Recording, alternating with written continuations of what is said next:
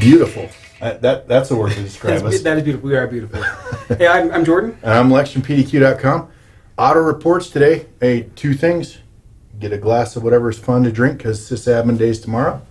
And we're going to take you guys kind of on a deep dive through auto reports. Yeah, so I'm a big fan of auto reports. It's more for, in my opinion, collecting data that you can give to your manager. Like if you have budgetary things coming up, where collections are more for your own. Are you saying get the monkey off your back? Yes. Absolutely. Yes, you can automate communication with your manager so he is not going to bother you. I love that. Let's jump in. Yep. All right, auto reports is pretty basic, guys. We are going to take you through. I understand this may be a little bit, redundant, but stay with us on this because cool stuff will be coming. So, first thing, auto reports. We're going to like you were saying, manager wants. I want to see applications. I want to see changes. I want to see whatever on whatever schedule it is. We're going to show you how to do that. Just do an auto report. So, first thing we're going to do, we're going to hit new and set up a new auto report. Now, since we're taking you through this, I'm going to take all the easy stuff. He's going to take all the hard stuff. That means the easy stuff will be right, and the hard stuff you'll want to go and learn for yourself. Yeah, something like that. Yeah. All right, so name. So here's the thing about the name. Obviously, this is so basic. That's why I'm taking it. If you're going to do monthly reports and they can all run on the same day, call this monthly, and then just start jamming your reports in there, okay? I am just going to call this test for the sake of test. So I have a bad habit of naming a report or collection based on whatever's off the top of my brain at the time, and it gets complicated. So if you are creating an actual report, go ahead and make it relevant to what it's scanning, I guess. Oh, yeah. All of Jordan's reports are called retirement. Retirement reports, is that it? I do have a lot of retirement reports. 23 years. All right, we're just going to call this test again because, guys, I got zero imagination. You know that, though. Yep. Now, the path. This is... Now we're getting complex. Oh, I'm stepping away from the mouse, man. Complex. Right. So path is where the report's going to live. No, for this. Really? Yeah. Okay. And here's the thing about it, right? You can email reports. You can just put reports out. The report is going to be put in that path, even if you email it. So, yep. We're gonna check it out. Pre-built one named Webcasts. The product does not read our mind. We set this up. We did this earlier. Didn't read your mind. Okay. So again, we're just going to pick the desktop here, and again, you'll notice this is a UNC path. Guys, don't do it on your desktop unless you want to share your desktop with everybody. That's bad juju in my mind. Yeah, file shares are definitely the way to go. File share, but for this sake, in the webcast, we're going to do it on the desktop. So we have got, and here it is. Here's our webcast folder now. I did happen to put a couple of reports in there so that we can show you guys what happens when you do reports and redundant reports and that kind of thing. So there's our webcast folder. We've got some reports. Now the file name. Now the great thing about this is we've already if you hit the drop down, there you go. What do you want to name your report? When it ran and what it is. Really? Yeah. Is that really? you gotta identify, right? And again, automating this, we want to take as much work off your plate. So this is what we've got for you. We're just going to go as far down the path as we can at this point. Auto report name, the report name, the collection, and the date. The other great thing is if you guys have some custom variables you want to use, you can select those. Obviously, I don't have any at this point, but you ever use custom variables? Mostly just for testing, not in any real world situation. But you could put that in there and Yes, absolutely. And attach those. Now, again, report format. Okay. Now, here's the thing. No report attachment. Got to specify a little something with that. You're going to have to. If you're going to email reports, you have to do attachments. That's just the way this works right now. It may be changed in the future. I don't know. I'm not promising anything, but you do need to attach reports. The good thing about that is through PowerShell, you can write something that'll actually grab the attachment and read it, as opposed to having to read the text of an email. So yeah. So my best, I guess, rule of thumb is if it's going to a manager or someone else, you want to do it in something where they can't edit it. If you're going to interact with it yourself, you want to do something like a CSV. So what you're saying is you don't trust your managers. You never should. Never should trust your managers. I don't know if you've talked to Chris. Chris will just go in. He'll just change the numbers up. You were supposed to hit 10. You only hit 9. Is that it? Yep. All right. So we'll just do a PDF. at this point. Now, overwriting file, we're going to actually, we'll do one where we don't overwrite the file, and when we do, so you can see the results of that. At this point, triggers. These are pretty much the same as any of your schedules. Yeah, there's nothing new. It's just lacking the heartbeat. Otherwise, it's the exact same as How would you heartbeat? That would be interesting to heartbeat every time someone logs on. Pow, report. That would be horrible. That would be bad. Unless you're trying to, play a joke on somebody. Okay, once, obviously, guys, now this is going to, the nice thing is I'm going to take you through this. You probably know it, but this will work for any of your schedules. So once, it's a one and done. Okay? Intervals, if you set up your intervals here, obviously, this is going to run once a day, starting on Thursday at 11 a.m. Ending date, that's a great thing because, sometimes I just don't want to continue reports on forever. So, we'll pick a date out in the future there, and we'll go a month. So August 21st, actually, I went 2 months. 25th. Man, I need to learn how to read numbers, don't I? We did it. Is that what it is? And this is why we're going over this, because this is the complex stuff that we got to make clear. Oh, so I need to step away from the mouse at this point? Is that what you're saying? Yeah, end date is very complex. End date is complex. So, okay, you can end it. Again, if this is something you want to run forever, bang, undo it. Weekly. Guys, I don't know what to say about that. Anything you want to say about running it weekly? Nope, I guess. Let's take a look. I guess you can specify multiple days. You can do that, or you can be lazy like me. I like to always click all and then undo it and then hit weekdays or weekends, either way. That's one of my features. Again, lazy, less clicks, the better. Yeah, So I think we can all agree with that. we can all agree with lazy. Okay, monthly, guys. I don't know if there's a whole lot to say about that. Short of, you can pick. That's not monthly. You missed the button. I missed the button. Bang. Monthly. There we go. You can pick days of the month, or my favorite is to do stuff on the second Tuesday of the month. Patch Tuesdays when you want to run the most stuff. Oh yeah, yeah. When everybody's all busy and stuff, Is just that even a thing anymore, though? throw something in. Well, it is still on Patch Tuesday. They just redo it the next week. It's Patch Tuesday. It's and Patch then Tuesday. Let's Part fix two. Patch Tuesday on Plurals now. Patch Wednesday. Tuesdays. Patch Tuesdays. So, okay, I'm going to drink to that, guys, because that's probably pretty harsh. Y'all probably need to take a drink, too, because explaining the mundane or the obvious. Drink them if you got them. Drink 'em we want if to you take a got 'em, question? Let's do a question. Absolutely. Thank you. A question would be good. All right. Hey, gentlemen, is it possible to create a custom report for operating systems that fall below a particular OS version and then email a helpdesk email account so staff can update non-compliant systems? A virus definition report would also be handy. Same email trigger. Thanks in advance, Orlando D. All right. OS that falls below a certain level. Definitely. Let me just drop that in there and minimize that. So, new report, run a report, or not run a report, new report. Is this the complex part where you're supposed to be driving? I think this is the part where if I drive, then no one will get the answer they're looking for. So, While he's writing the report, just this is in the collections, we have a lot of that. So if they're scanning properly, you'll have a collection of everyone that's past a certain date. And you can use that as kind of the base for it. But this is for the report we'll write real quick. OS information is in the computer table, so we'll just go grab OS and OS name. Name. Now filters, we'll grab.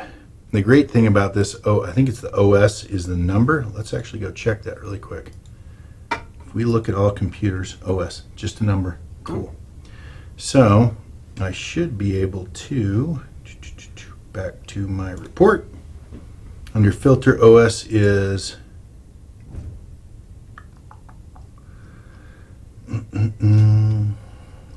version. We might have to go version number, actually. Version.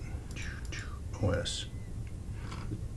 Version, there we go. Then we do a version comparison because it is version. Version is less than. And I need to see what a version looks like, actually. Wow. All right. So we'll say anything less than 7. So that should pick up Windows 7 right there, right? Yeah, so Go ahead. it's if you're only worried about are they Windows 10 or not, then you could just do OS is less than 10. But if it's a specific version where you want to make sure they're not on 15.11, then you probably have to go to the OS version 1. Less than 8. Wow. That is impressive. That is some skills on the typing there. I'd like to blame that on alcohol, but honestly, I do that every time. They're all... Well, that's not exactly the results I want to look at. You That. don't huh? have version as one of the columns. Oh. Well, You just it have the still OS. shouldn't show up with the 8 there, right? Well, no, because the version is 7 is 6. Like, the version was a little bit weird. So if you Oh. add version as a column, we'll probably see exactly what caused that. Oh, okay. So here's the troubleshooting portion of things, guys. Gotta love this. And OS version. Let us see why it didn't work. Yeah, so Less- 8.1 is still 6.3.9600. Okay. So we'll go back to our filters and change it less than 6 dot version lower than. Should that work? Nope. All right. Kind of. Let's grab one of the It was versions. fine because it was grabbing everything. Or are you looking to include? You don't want 8.1 as part of the list. I want 7 and lower. You So I want to show anybody who's 7 and lower, right? So lower than a version 8. So let's do. Let's see.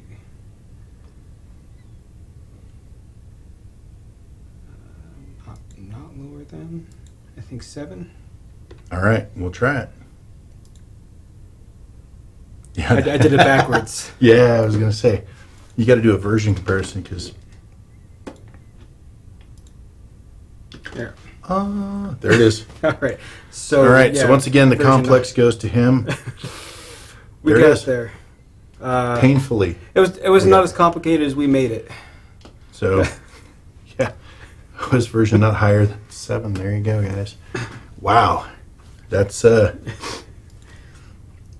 right. And I'm then- almost embarrassed about that, but we kind of expected it. So. Yeah. Well, the other part of the question was emailing it. Basically. Okay, emailing. Okay. Well, this is perfect. Jump over to the mail tab. Now, you need to have your email server set up, and that's under options and preferences, or relay, I guess. So here's ours. Boom, boom. Now, just so you know, this is going to be turned off today. So don't try and email us, all right? Once you've got that set up, you can go in here and feed Jordan's email Yeah. at PDQ. Now they know it. Yeah. Okay, so the thing about this is, again, in the subject, you've got variables you can use to do the subject. Here's the thing about the text or the body of your email. You can add things here. Stuff, right? And it's going to show up in the email there, but the report is going to be attached. Yep. Caveat, guys. Let's say I ran a report that returned me 0. Am I going to get an email? Unfortunately, you will still get an email. You're going to get an email. So just something to know. It's something I believe we're aware of. I don't know where in the timeline the fix is planned. Okay. So just so you guys are aware, you could get an empty email that has nothing, which again, on some levels is a good thing. Mhm. On the other side, I hate email. Yeah. So I usually don't send myself an emails. So I'm going to un-email us there. All right. Okay. Now, this actually just kind of flows us into the next thing is the reports. You need to attach reports for ours is called test, but let's assume this is a monthly or weekly. We're going to do We it. never saved the report we built for Orlando, but we'll just use applications. Yeah, thank goodness we didn't because it took so long to build that, right? Yep. All right, so there it is. Well, an important thing there is right here. You can change the collection, just pointing out as well. So if you don't want to run against everything, you can fine tune the pool that you're running against. Absolutely. All right, so our details once again, we should see somebody needs to learn how to type. It's going to go in our webcast folder on our desktop. I just want to point out, guys, UNC this to your file share. Yeah, not Way your back. desktop. Yeah, don't use your desktop. Here's our file name, portable document PDF. We're going to give this an OK. We'll look in our auto reports, and then we're going to run this bad boy for a test. And the great thing is, I've already got our webcast folder open here. So there it is. Test, applications, all computers, and the date. Okay. Open this guy up, and we can take a look. Lexis Complete ABBA Lyrics. Really? All right, so there it is. Boom, reports there. The nice thing is you don't have to email it. You can tell your manager, I'm like, Manager Jordan, this is the location of those reports you need. I didn't ask for this responsibility, and I don't want it. Huh, well then. All right, so again, I'm going to jump back and we're going to run this again because you guys will notice I did not click the overwrite, okay? And I do like the way I spelled test. So we're going to run this again. This is what will happen if this runs again and there is a report in that folder. Boom, there it is, incremented 1.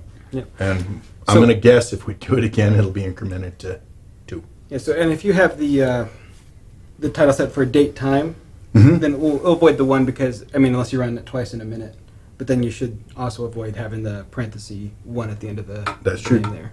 Do we have a question before we get to really cool stuff? Hey guys, is there any way to have an auto report only send an email if the report contains data? Thank you, Mike B.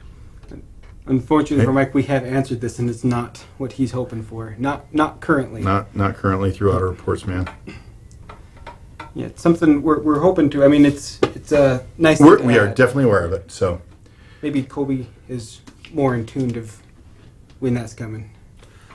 I forgot to look through our ticketing system to see if I can figure out where it is in the process. I love it. His eyebrows were like, I you asked me something I didn't know. just didn't want people to forget that Kobe was here. Kobe is definitely here. There is someone that knows what they're doing. All right. Right over there. Now, ultimately, okay, reports, send reports, that's great. Let's say you wanted to get data from, program A to program B, or here's one I get a lot of questions on, which is how do I do a comparison? I want to know what was installed yesterday, Okay. okay?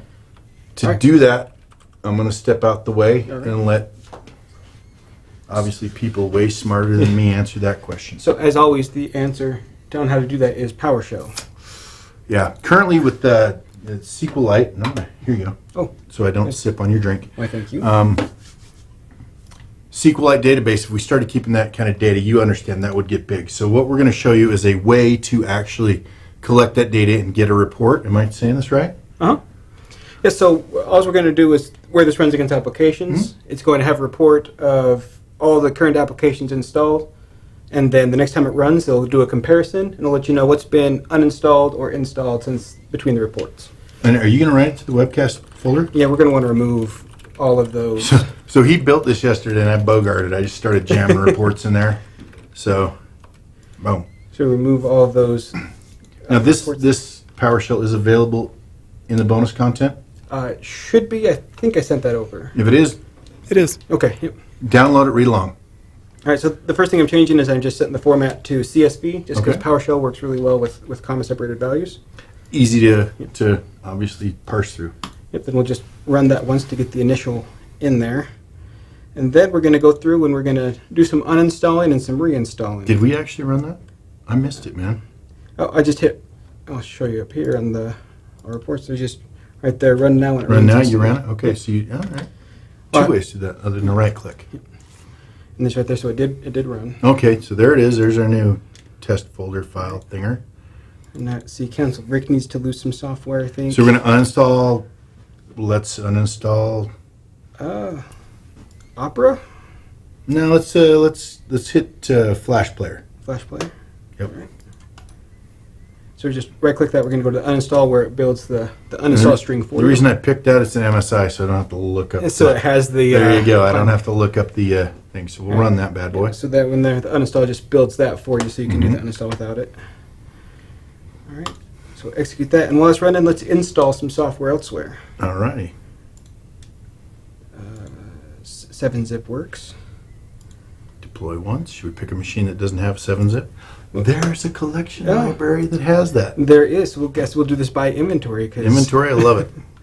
Look up, there it is, 7-zip. Or needs 7-zip. Need 7-zip, there we go. There you go. So Toxic Rick and Simple Rick Send it to Beth while you're at it. and Beth. There you go. All right. So we'll get that. So I guess while that's installing, we'll go and take a look at the PowerShell itself. Okay. It's not installing yet. You didn't hit execute. Oh, why? Right there, buddy. Here you go. Deploy now. Looks like Simple Rick is Simple offline. Rick's offline. Boom. There you go. Okay. All right. While that's installing, back to the PowerShell. Okay. So Did you? Okay. I'm excited. yeah. So the first part Uh-huh. is just we're setting up HTML headers for when we create the final report. Like Hey, there's a lot time of- out. Whoa. You made something look good. Well, I definitely changed the formatting. So okay. I'm just, I've seen some of your code, man. It works. Yeah. It's amazing.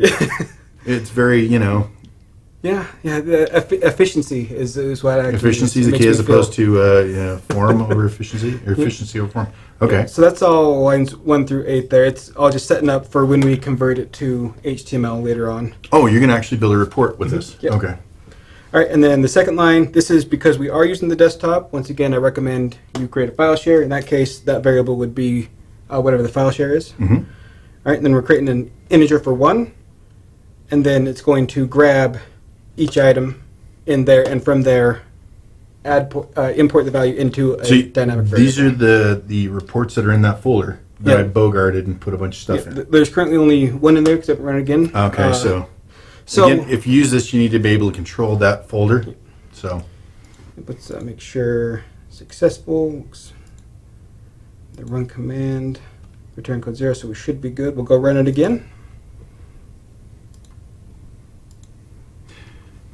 all right, something to think about with this. Because we deployed and uninstalled, we ran a scan on those machines. Okay. So there's some timing issues we'll go into right after this, but these got fresh scans. So Yeah, so with scan after deployment and the uninstall, this was done. Normally, you're going to want to first scan your environment, then run the report, then run this PowerShell. show you that in a minute. All right, so now that we've got the 2 reports in there, we're actually going to pre-run this part of it. I think you missed it there. I missed a... Oh, it's because I haven't restarted it and the variables already exist. Because we ran this earlier. Yep. We don't test in production. Why are you laughing, man? All right. Now that I've... So, and this is all from... It's fun that the error came from a thing that I was trying out that wasn't necessary. So my idea was you don't know how many ports are in there, so I was going to create the variables dynamically, so you could have as many as you want, and which I figured out here is a new variable. So within each item, it creates a new variable with an integer at the end, and then right below that, you can see that I just statically put report 1 and 2, assuming there's 2 documents. Oh, okay. So I started off with lofty expectations, and it was fun to learn that you can dynamically create variables, but it was not used here. And it looks like we have some deleting happening here from this comment. All right, so now that we have them, and we can just show real quick. Report 1. Report 1, That's okay. everything that I found, which is, there's a lot in there in report 2. So if we come in here and we do a comparison, which is all we have in there. That portion right there. You can see there that Beth and Toxic Rick has 7-zip installed, and Council of Ricks removed Adobe Flash. Nice. A caveat for this was something like 7-zip where it puts the version number in the name. I'm not accounting for that. So if we just upgraded from 18 to 19, I would consider that a new install. yeah, it's going to show 18 as uninstalling and 19 as installing because they're different. So it's technically correct, but it's not super clear. Yeah, something to think about. Yeah, if you want to spend the time, you could do trimming the name to remove that kind of stuff. But for a quick overview, it has all the data you want in there. You've got a good framework to work from at this point. All right, so now that we know the comparison's working, we're creating 2 random variables right there for which ones have been removed and added. And then it's another for each, where basically, depending on which direction the site indicator points to, it adds it to software added or to software removed. Okay. Did I hear we had a question? Oh. You want to take one right now? Hello. Management asks for a usage report, not just who has the software installed. Is there a way to use PDQ to create this kind of report? Cheerio, blokes. Tom M. I didn't know Tom was from England. It's nice to know that we've reached across the pond. Hey, Tom.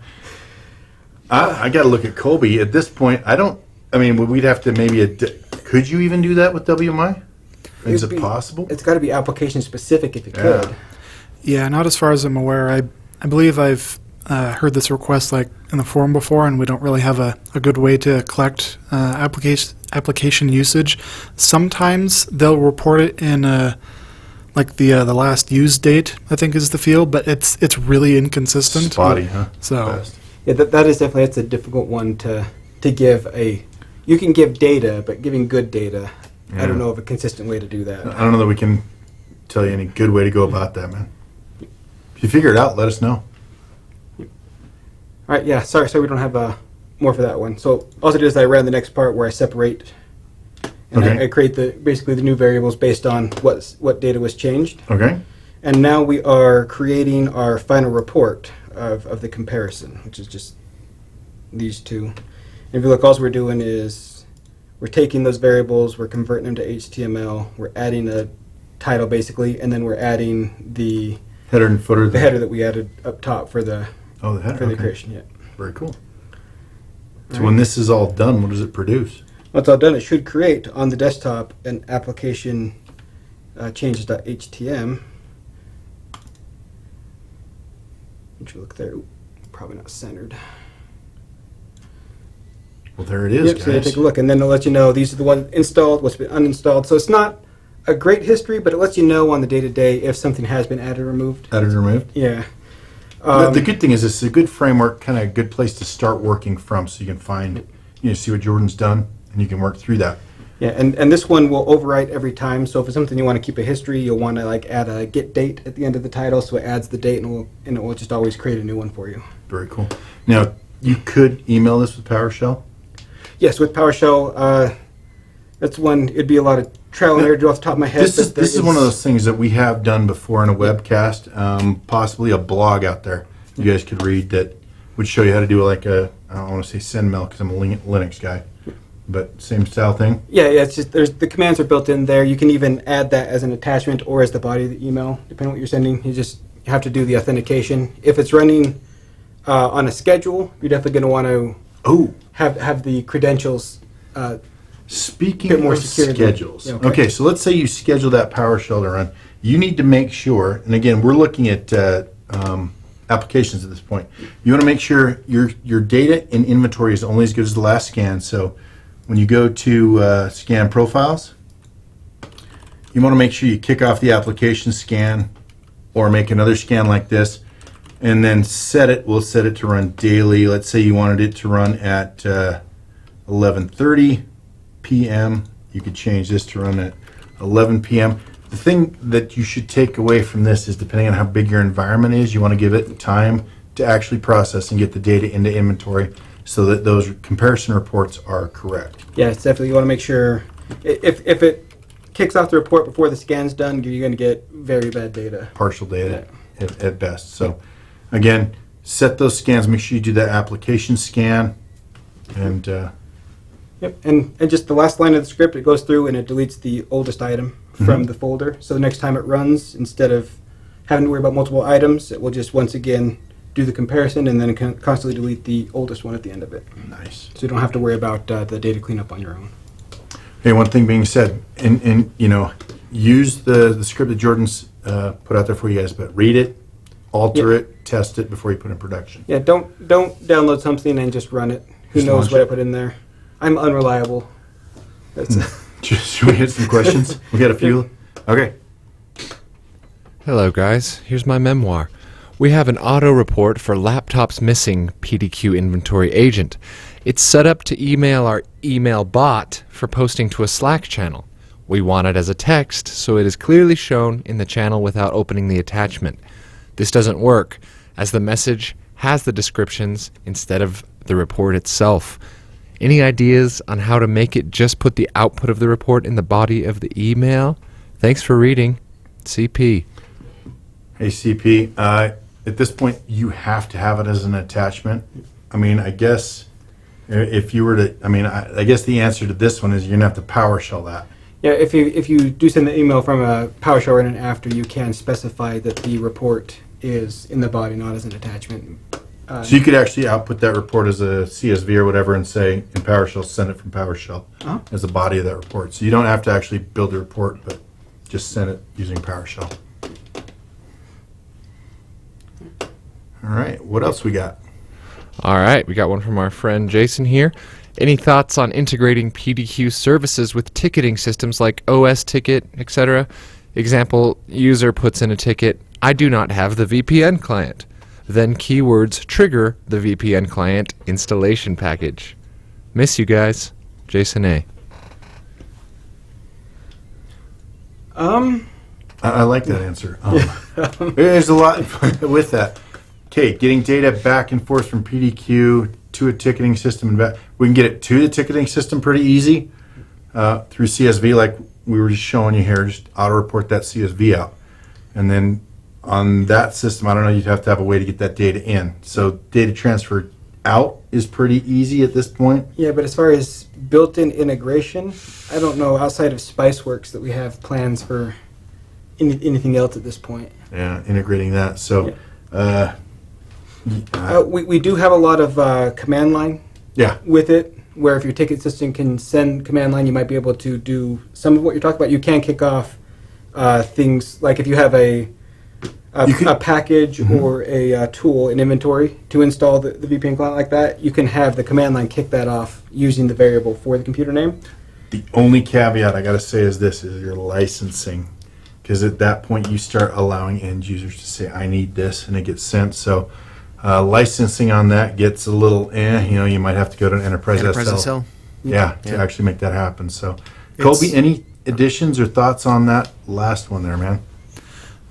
Nope, basically just what you said. It's probably possible with PowerShell, but it's not going to be, anything built in. PowerShell, SL licensing at that point. So, Our command line tools are pretty powerful. You can probably work around a lot of that. yeah. All right. So that's auto reports. I hope we made it less boring. Yeah, we know it's a dry subject, but hopefully, you have the information you need to keep the manager off your back and to have a brief version of history. It doesn't have to be applications. You can put whatever data you want in there. True. So again, those scheduling things are good and not just auto reports. I need your schedules, and thank you guys for watching. We'll catch y'all later. Happy sysadmin day tomorrow. Yeah. Hey, thanks for joining us, guys, on our pre-Sysadmin Day webcast here on Thursday morning. Congrats to our winners for some more of our shirts. We've got Mike B, Tom M, and Jason A. Thanks so much for getting those questions in. You guys send your info and what shirt size you want to webcast@pdq.com, and Lisa will get you taken care of. And once again, if you have any other questions, please explore our YouTube channel. We have a lot of videos and a lot of support there. So, all right, everybody, you have a great weekend.